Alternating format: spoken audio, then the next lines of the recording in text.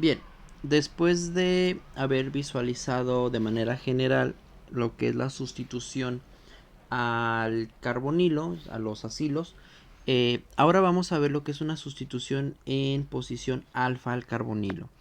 Para esto, nosotros vamos a seguimos con aldehídos y cetonas. Aquí vamos a hablar de esta posición que es muy característica, ¿sí? Y vamos a hablar de por qué es tan importante esa posición alfa. ¿Quién es la posición alfa y por qué la estamos señalando como algo importante?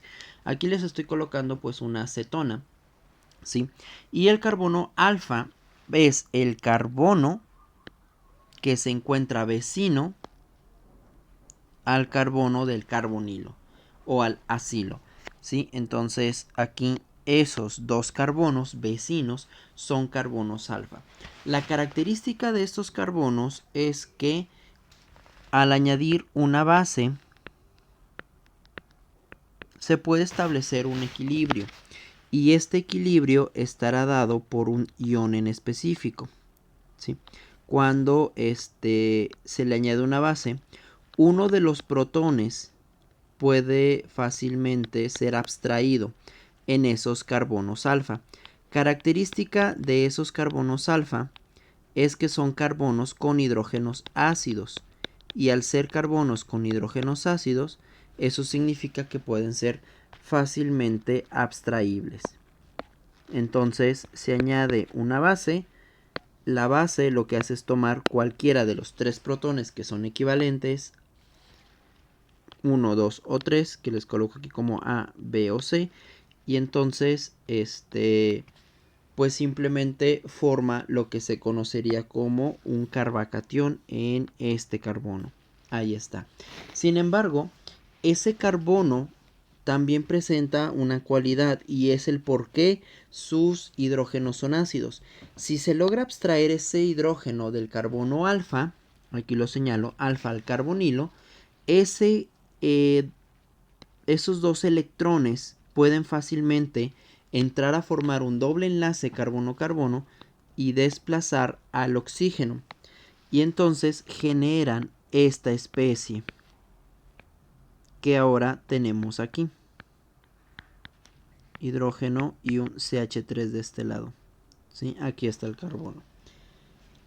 Y entonces a esto le vamos a llamar nosotros el enol.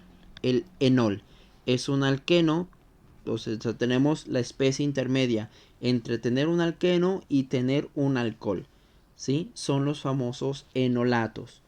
O entramos en la química de los enoles, ¿sí? Entonces esa característica tan peculiar de poder tomar de poder estabilizar la carga por resonancia hace que sus hidrógenos en posiciones alfa, que les señalo nuevamente aquí en verde, sean ácidos, ¿sí?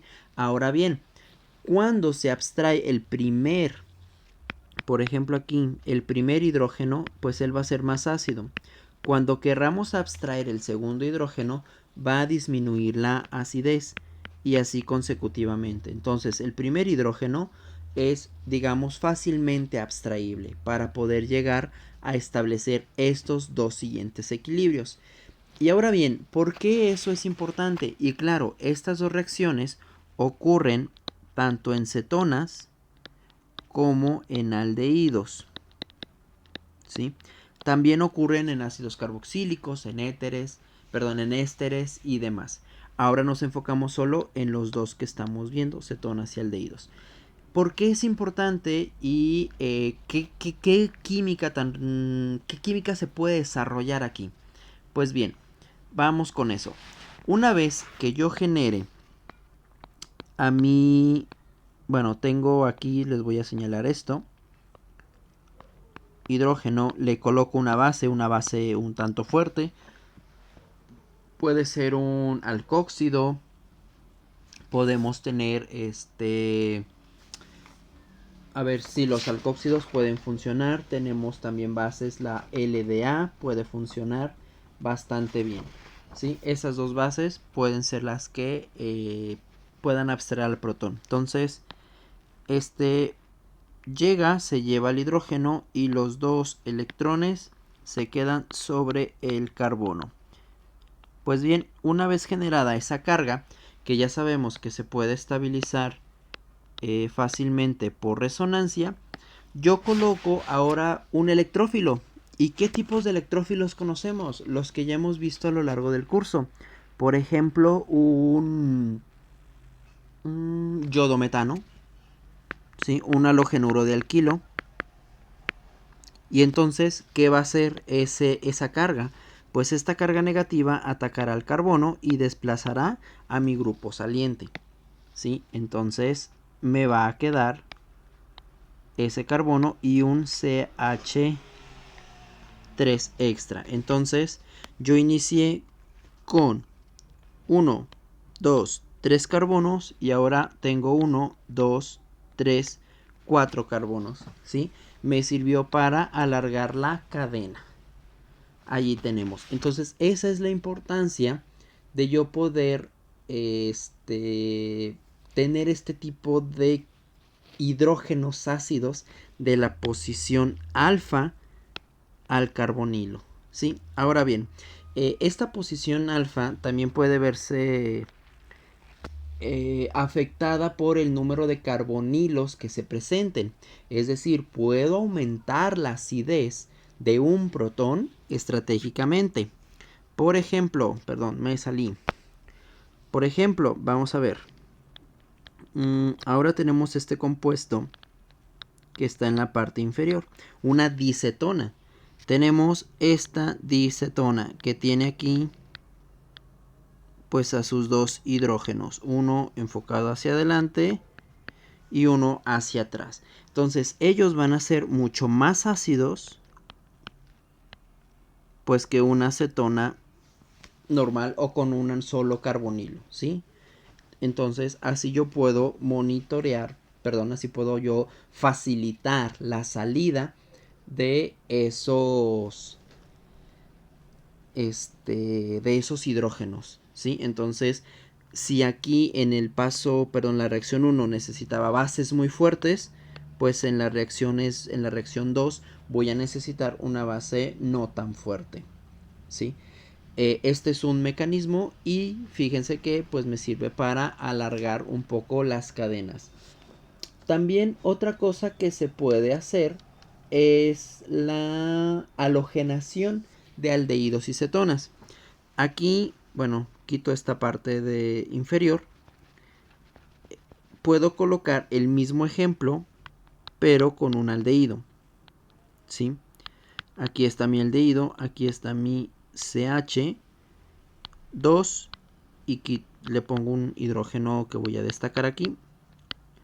Con la base, esa base toma el hidrógeno, le da la carga hacia el carbono alfa del aldehído y ahora voy a tener a esta especie.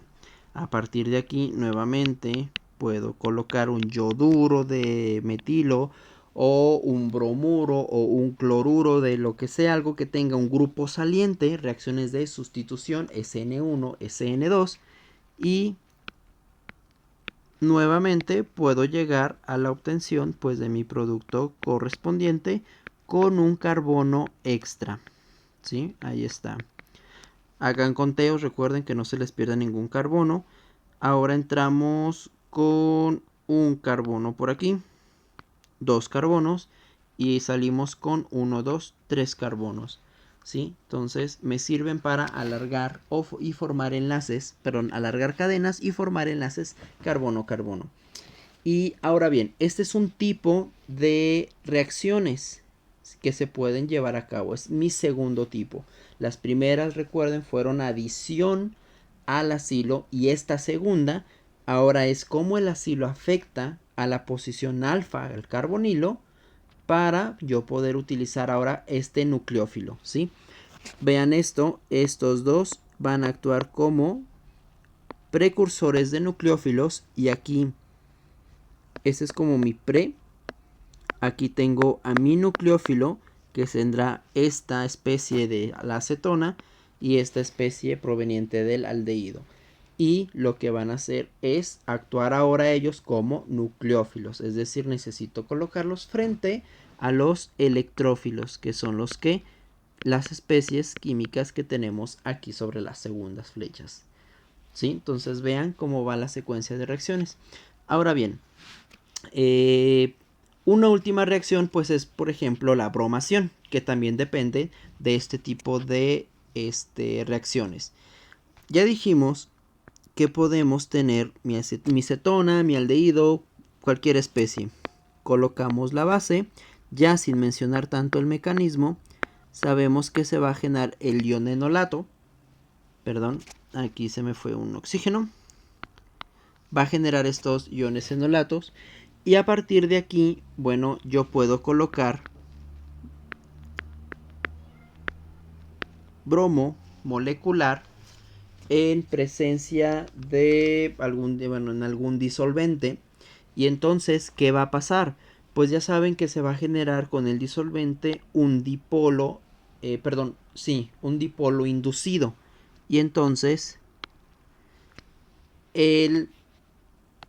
mi nucleófilo puede fácilmente atacar durante la formación de este dipolo inducido a uno de esos bromos. Y entonces voy a bromar pues la posición alfa.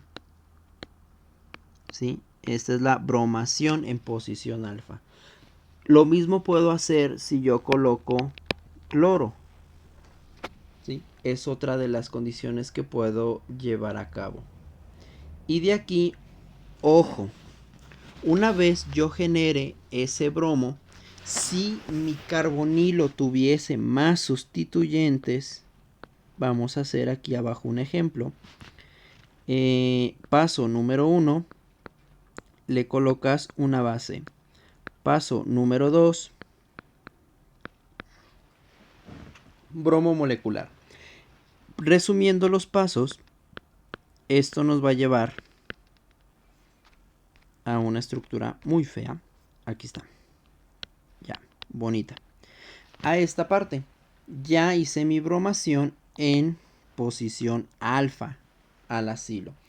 ¿Y ahora qué pasa si yo agrego una base? Nuevamente le agrego una base. Pues bien, esta base lo que ahora va a hacer es tomar a este hidrógeno y los dos electrones que forman al enlace carbono-hidrógeno van a entrar hacia el enlace carbono-carbono y van a botar a mi bromuro. Es decir, están llevando a cabo una eliminación. Y esa eliminación terminará en un producto que se conoce como alfa beta insaturado. Allí está. ¿Sí? Estas son otro tipo de reacciones que pues también me interesan bastante. ¿Sí? Entonces vean cómo vamos con las reacciones. Primero una adición al acilo. Ahora estamos trabajando con los carbonos alfa a ese acilo. Y esos carbonos alfa pues me están abriendo todavía muchísimo más la química de estos carbonilos. Perfecto, pues ya tengo entonces aquí la bromación, que igual les recalco se puede hacer también con cloro. Tengo también ahora la formación de los alfa beta insaturados. Y básicamente aquí la química de esos alfa beta insaturados puede ser un poquito muy similar, un poquito, a los alquenos. ¿Por qué digo que un poquito? Pues bien, porque tenemos la influencia. Ahora vamos a ver a estos alfa beta insaturados.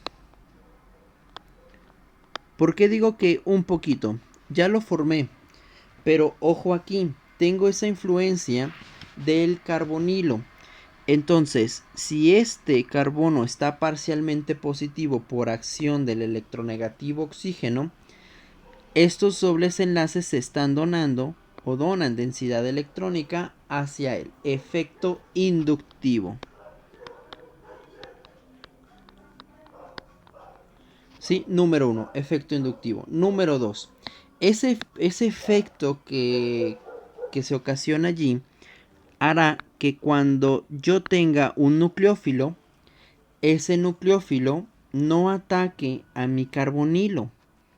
Lo que yo esperaría es que este nucleófilo atacara al carbonilo y eso no va a pasar. ¿Qué es lo que realmente ocurre? Que este nucleófilo ataca a la posición beta. ¿Y por qué a la posición beta? Porque si ahora ataca la posición beta, los pares de electrones que están aquí, que son pares de electrones tipo pi, se van a mover hacia los carbonos, carbono-carbono, del carbonilo y alfa. Y el oxígeno va fácilmente a poder deslocalizar un par hacia él. Entonces eso me va a llevar a esta especie, que son los enolatos. Y entonces la química de estos carbonos, doble enlace oxígeno, sigue creciendo. Es decir, la química de los acilos es una de las químicas más ricas que podemos tener. ¿Va? Entonces podemos tener eso. Y recuerden, eso está en equilibrio. Entonces aquí tengo a mi nucleófilo. Y esa carga pues se puede estar deslocalizando entre el oxígeno y entre el carbono, es decir, estar formando mi ion enolato, ¿sí? Y aquí yo puedo ahora nuevamente colocar a un RX, es decir, un halogenuro de alquilo. Esa carga negativa ataca a esos carbonos R es cualquier cadena de carbonos, y desplazo a X. ¿Quién es X? Recuérdenlo, esto es un grupo saliente, ¿sí? Es una sustitución nucleofílica, aquí es SN1, SN2, ahí habría que verlo, ¿sí? Y entonces, cuando lleve a cabo ese ataque, pues yo tendré la formación de ahora esta especie. Y ya está, ¿sí? Entonces estoy llegando a nuevos productos. Y chéquense que aquí el carbonilo queda intacto. Donde estoy llevando a cabo la reacción es en los carbonos vecinos, alfa, beta, ¿sí? Recuerden también de dónde viene esa posición. Alfa es la posición continua al carbono. Entonces el siguiente carbono es beta. El siguiente carbono, alfa, beta, gamma, etcétera, ¿sí? Los podemos ir nombrando con el